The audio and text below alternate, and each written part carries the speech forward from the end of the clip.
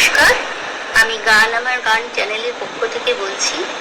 আমার গান যদি আপনাদের ভালো লেগে থাকে তাহলে অবশ্যই আপনাদের দেওয়া লাইক, শেয়ার এবং সাবস্ক্রাইব করবেন।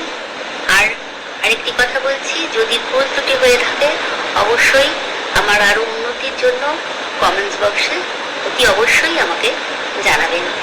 Thank you.